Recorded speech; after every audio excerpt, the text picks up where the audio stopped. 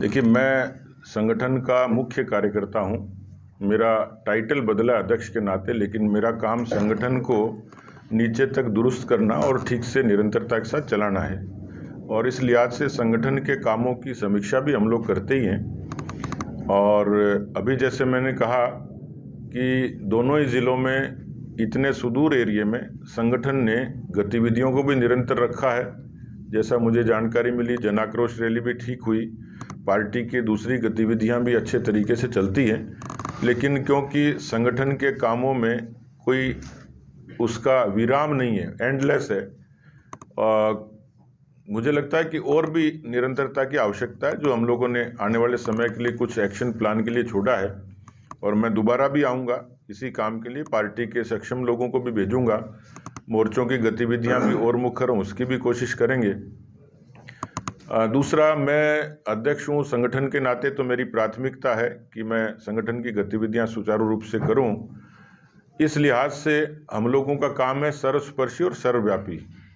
मठ मंदिरों की और सामाजिक वर्गों की राजनीति में अहमियत है कि हम जितने ज़्यादा लोगों को जोड़ सकें। तो आस्था के जो केंद्र हैं उसमें बहुत सारे लोग आते हैं जो संस्कार भी देते हैं, और इसलिए पार्टी का व्याप बढ़े। तीसरा, हम सनातनी लोग हैं, आस्थावान लोग हैं, इसलिए जितने भी रूट में ऐसे धार्मिक स्थान आते हैं, जिज्ञासा से भी और श्रद्धा से भी मैं वहाँ जाता हूँ।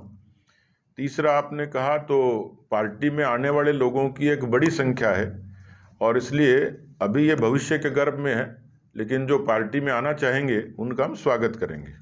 एक्शन प्लान का क्या मतलब है? जिलाध्यक्ष चेंज किया जा रहा है, आपने कहा कि भविष्य में एक्शन प्लान है। एक्शन प्लान का मतलब ये, जैसे मैंने कहा, मोर्चों को और ज़्यादा ग्रास रूट पर एक्टिवेट करेंगे, पार्टी की बूथ तक की इकाइयों को सक्रिय करेंगे, संगठन में जहां कहीं फेरबदल की, बदलाव की किसी भी किस्म की आवश्यकता लगेगी वो भी करेंगे।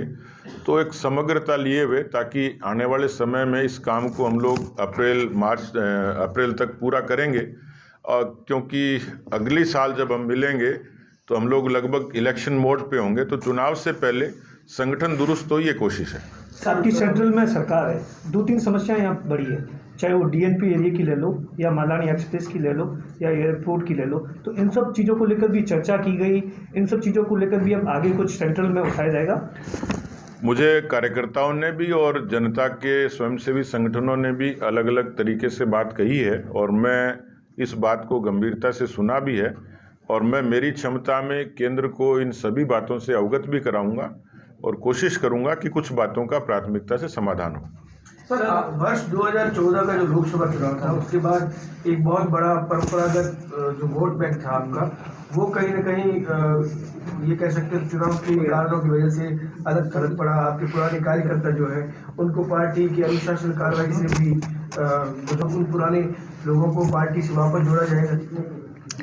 देखिए, बीजेपी किसी समय कैडर की पार्टी थी, आज बीजेपी मासेस की पार्टी है, क्योंकि हमारे साथ बहुत लोग पार्टी के दूसरे विचारों से आए, दूसरे तबकों से आए, और हम लोग 3 से 303 तक पहुँचे। तो स्वाभाविक रूप से इस यात्रा में राजनीतिक रूप से भी बहुत लोग हमारे साथ जुड़े।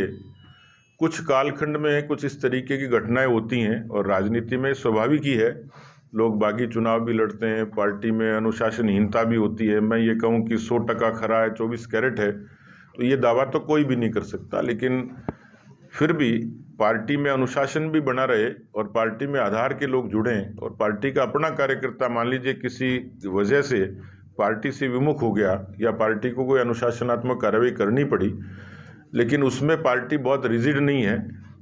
परिस्थितियों के हिसाब से ऐसे कार्यकर्ता जो कॉम्पिटेंट हैं, जिनको लगता है कि उनसे गलती हुई है, तो उनके बारे में पार्टी विचार करती है, और ऐसे कई जगह हम लोगों ने किया है। घनश्याम तिवारी जी एक बड़ा उदाहरण, जिनको पार्टी ने इंडक्ट किया है। तो भविष्य में जिले से लेकर प्रदेश स्तर तक ऐसे कुछ लोग हो सकते हैं जिनके बारे में विचार किया जा सकता है। 2014 में